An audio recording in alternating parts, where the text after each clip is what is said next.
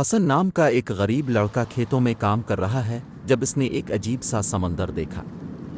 سمندر کا پانی نیلا نہیں بلکہ جادوئی ہے۔ حسن نے ایسا سمندر پہلے کبھی نہیں دیکھا تھا۔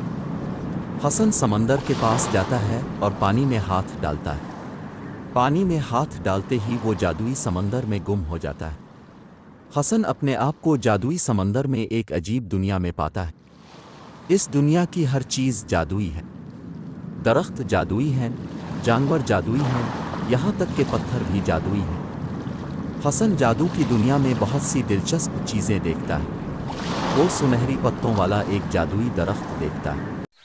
اسے ایک جادوئی جانور نظر آتا ہے جو الف اڑ سکتا ہے، اور وہ ایک جادوئی پتھر دیکھتا ہے جو ذہنوں کو پڑھ سکتا ہے۔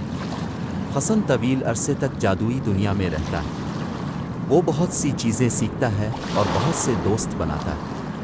ایک دن حسن فیصلہ کرتا ہے کہ وہ گھر واپس جانا چاہتا ہے۔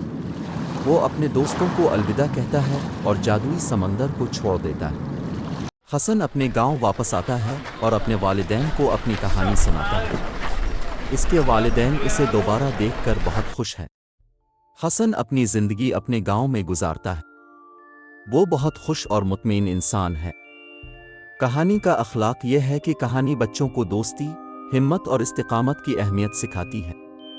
یہ انہیں یہ بھی سکھا سکتا ہے کہ ہر کسی کے ساتھ مہربان ہونا ضروری ہے، یہاں تک کہ اجنبیوں کے ساتھ بھی۔